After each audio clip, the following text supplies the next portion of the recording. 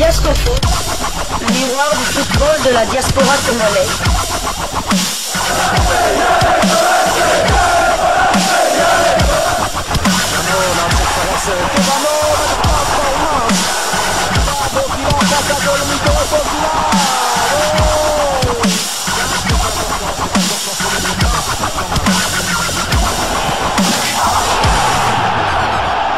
Diasco Foot, le miroir du football de la diaspora congolaise.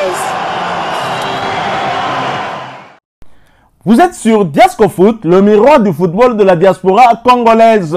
Diasco Foot vous dit bonjour, tout le plaisir est pour nous de vous retrouver, mais surtout de savoir que vous êtes nombreux en train de suivre votre chaîne YouTube dédiée uniquement aux footballeurs de la diaspora congolaise.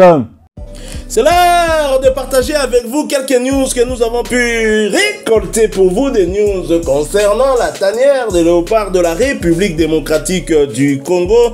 Et cela dans le cadre de cette première livraison sportive de ce samedi 20 juillet 2024. Une livraison que nous débutons par la Suisse. Anthony Mossi est de retour à Neuchâtel-Xamax. C'est un retour d'expérience qu'enregistre Neuchâtel-Xamax. Le club rouge et noir a annoncé ce jeudi avoir mis sous contrat le gardien congolais. Il arrive en provenance de Baden et remplace numériquement Théo Guivard, parti du côté de Clermont en France. Il aura la tâche de seconder Edin Omeragic lors de la prochaine saison de Challenge League, l'équivalent de la deuxième division suisse. Après des débuts à Bienne, puis des passages successifs à Delémont, Le Mans, Chiasso et Will, Anthony Mossi avait déjà porté le maillot xamaxien lors de la saison 2020-2021. Il avait joué un seul match lors de l'exercice, c'était le 15 décembre 2020 à la Maladière lors d'une défaite contre Thun 2-1. Cette saison, il portera le dossard numéro 1. La saison dernière, avec le FC Baden, relégué depuis en 3e division, son temps de jeu était de 567 minutes sur 3519. 6 matchs joués sur 37. Il avait tout de même réalisé un clean sheet. Anthony Mossi a été international congolais à 6 reprises. Première sélection, c'était le 28 mai 2018 au Nigeria face aux Green Eagles qui préparaient la Coupe du Monde 2018. Le score final était de 1 but partout. Le but égalisateur était de Ben Malago à la 78e minute sur penalty. Anthony Mossi, né le 15 mai 1994 à Paris, mais possédant la nationalité suisse et congolaise. Il mesure 1m87, pèse 80 kg. Son pied fort est le pied droit. À Xamax, il va retrouver un autre international congolais en la personne de Fabrice Ntsakala, qu'on a bien connu en France du côté de Troyes, à Anderlecht en Belgique et en Turquie. Nous, lui, souhaitons tout le bonheur de ce côté-là, bien qu'il ne partira pas avec la peau d'un titulaire, mais la saison dernière aussi il n'était pas titulaire. Son club d'ailleurs est relégué en 3e division, donc on peut dire qu'il y a un statu quo pour Anthony Mossi. Bonne chance dans sa nouvelle aventure. On peut dire qu'Anthony Mossi et le banc, c'est une histoire d'amour, mais il retrouve un autre international congolais. Les deux internationaux qui n'ont plus été appelés dans la tanière, faut-il peut-être leur demander de leur niveau, mais c'est difficile là aussi avec cette forte concurrence qu'il y a dans la tanière ces derniers jours. Mais en tous les cas, c'est une bonne chose pour lui au lieu d'être relégué en 3e division, puisque là il était aussi sur le banc. Bon, autant rester en 2e division, mais rester toujours sur le banc parce qu'il y a une histoire d'amour entre Anthony Mossi et le banc. Nous quittons la Suisse, nous allons cette fois du côté de la FIFA où le classement de la FIFA du mois de juin 2024 a été publié. Les Léopards gagnent une place dans le monde mais stagnent sur le continent. La RDC poursuit sa bonne lancée, entreprise depuis quelques mois maintenant au classement FIFA. La Fédération internationale de football association a mis à jour son classement mensuel des nations. C'était le jeudi 18 juillet dernier. Et sur ce nouveau classement, les Léopards ont fait un pas en avant dans le monde, classé 61e lors du classement du mois de mai. La RDC a gagné une place au niveau mondial et est classé 60e. Les Léopards ont conservé leur mise 1400 points, 93 points au niveau mondial. Le classement est dominé par l'Argentine de Lionel Messi, vainqueur de la dernière Copa América et championne du monde en titre. La France et l'Espagne, vainqueurs du dernier Euro, suivent les Argentins. Par ailleurs, la RDC reste tout de même à la porte du top 10 africain. Elle est classée 11e au niveau continental dans un classement qui reste dominé par le Maroc de Brahim Diaz, suivi du Sénégal de Sadio Mané et de l'Égypte de Mo Salah. Voici le top 11 africain. Vous l'avez compris, on passe à top 11 pour insérer la RDC parce qu'on n'est pas dans le top 10. On espère qu'on atteindra finalement cette barre des 10 premiers en Afrique. Au numéro 1, le Maroc. Au numéro 2, le Sénégal. Numéro 3, l'Égypte.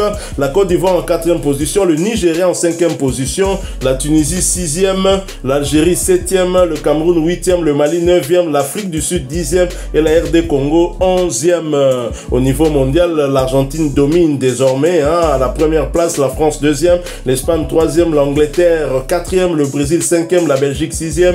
Les Pays-Bas 7e. Le Portugal 8e. La Colombie 9e. Et l'Italie 10e. Avec ce classement FIFA du mois de juin, l'occasion nous est donnée de dresser le tableau de ce ranking FIFA depuis 2012 avec les différents coachs qu'a connu la République démocratique du Congo. On le fera beaucoup plus jusqu'à Hector Cooper. On va quand même retracer aussi un tout petit peu le parcours de Sébastien Desabre qui est l'actuel entraîneur de Léopard. Un article du média ufc.divisionafrica.org va nous aider à faire ce bilan dans un article qui avait été publié en 2022 intitulé « Léopard à Florent Ibenge sort du lot ». Depuis un certain temps, le football congolais éprouve d'énormes difficultés. Rien ne marche. Les statistiques des entraîneurs de Léopard A de la RDC depuis 2012 sont sombres. Le tableau se présente de la manière suivante. En 2012, le Français Claude Leroy faisait son retour avec la sélection nationale Messieurs Senior A. Juste après son parcours arrêté en 2006, en 16 matchs joués avec le technicien français, la RDC a remporté 4 victoires, a perdu 3 matchs et a fait 9 nuls. Juste après Claude Leroy, Santos Moutoubile a pris le règne de la sélection par intérim pour ne diriger qu'un seul match pour une défaite. En 2014, Jean-Florent Ibenge Ikwangi, alors entraîneur de l'ASV Club, prendra longuement le règne de cette sélection pour diriger 55 matchs. Il a gagné 22 matchs, a perdu 17 et a fait 13 matchs nuls. Sous Ibenge, la RDC a connu une vraie apogée. Deuxième médaille de bronze à la CAN 2015 après celle de 98. Classé 5e en Afrique, c'est le meilleur classement de la RDC et classé 50e au monde. C'est également le meilleur classement mondial en 2020. Après le départ de Florent Ibenge, Christian Tengi Biembe deviendra sélectionneur. Il va diriger 12 matchs pour un bilan de 4 victoires, 5 nuls et 3 défaites sous son règne.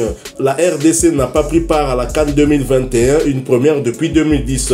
En 2021, la RDC opte pour un expatrié après les expériences des nationaux. Hector Cooper, l'Argentin, devient le sélectionneur principal pour un seul but de qualifier la RDC à la Coupe du Monde Qatar 2022. Sous l'ère de Cooper, la RDC n'a gagné que 3 matchs sur 13, a perdu 6 et a fait 4 nuls.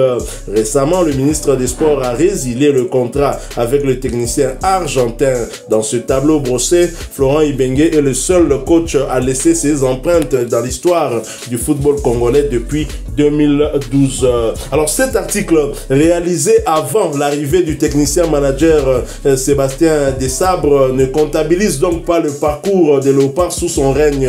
S'il y a un entraîneur en ordre de bataille pour faire mieux que Jean-Florent Ibenge Ikwangi, de mon point de vue, c'est bien Sébastien Desabre qui a réalisé plusieurs exploits, notamment celui de qualifier la RDC à la dernière CAN alors qu'elle comptait 0 points lors des 2 premières journées des éliminatoires de cette CAN, mais aussi un parcours plus qu'honorable atteignant le dernier carré de cette compétition, même si cela n'a pas grandement influé sur sa position dans le classement FIFA. La RDC peut se qualifier pour la prochaine Coupe du Monde qui aura lieu en Amérique, au Mexique, États-Unis et Canada, objectif que n'avait pas pu atteindre Jean-Florent Ibenge Ikwangi, mais qui, c'est vrai, n'était pas loin d'y arriver. Rappelez-vous de ce nul à domicile face à la Tunisie qui avait compromis notre nos chances de qualification. Sébastien Desabre a quant à lui encore la possibilité d'y arriver à condition d'éviter les erreurs de Jean-Florent Ibenge et d'Hector Raoul Cooper.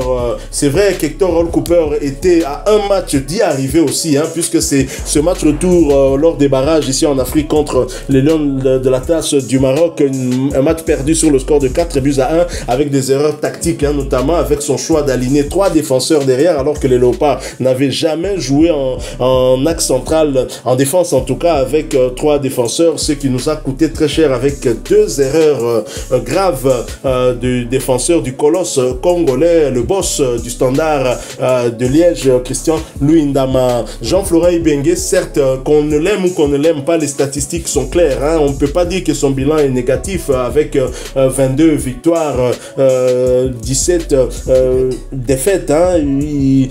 On ne peut pas dire, hein, que le bilan est négatif, mais c'est vrai, on avait atteint un point quand même de non-retour, hein, l'impasse avec lui, parce que depuis 2018, les résultats des Léopards étaient vraiment mauvais. On se devait de changer. On a changé malheureusement avec l'entraîneur qui a le plus étudié que tout le monde ici en République démocratique du Congo, le plus diplômé de tous les entraîneurs. Malheureusement, dans la pratique, c'est vraiment le dernier des Mohicans, hein, peut-être, non, même pas le dernier des Mohicans. Le dernier des Mohicans serait peut-être un entraîneur qui peut bien allier aussi bien la théorie à la pratique, hein, donner des résultats, montrer réellement que les résultats obtenus en théorie valent ceux obtenus dans la pratique. Alors nous avons Sébastien Desabre qui arrive avec une autre façon de faire, et d'ailleurs dans une interview qu'on vous a proposée hier au Fiston Maël, parlait justement de ce sélectionneur manager des Léopards actuel. Il a changé des choses et même dans sa façon de faire, hein, dans l'organisation, parce qu'avant lui il n'y avait pas organisation. Et avant Sébastien Desabre, il y avait qui? Hector Cooper, il y avait Nsengi Bembe, il y avait Jean-Florent Ibenge Ikwange. Jean-Florent Ibenge, 55 matchs, on pourrait juger Sébastien Desabre s'il atteint le même nombre de matchs, mais on le sait en tout cas qu'il est en train de mettre en place une très bonne équipe qui est en train de redorer l'image longtemps ternie, hein, de Léopards, cette image qui a été ternie justement dans cette période entre 2018 et avant son arrivée. Donc voilà, dans le classement FIFA, on stagne un peu, hein, même si on gagne une place dans le monde, hein. La République démocratique du Congo pourra peut-être améliorer ce ranking, hein, au mois de septembre prochain. On le sait qu'en début septembre, on sera confronté à la Guinée-Conakry d'un certain Serhou Guirassy. Tout à fait. Donc, il faut que la remontade continue. Moi, je ne vois pas le top 10. Je ne veux pas me contenter de la 10e place. Moi, ce que je vise la 8e, la 7e place. Pourquoi?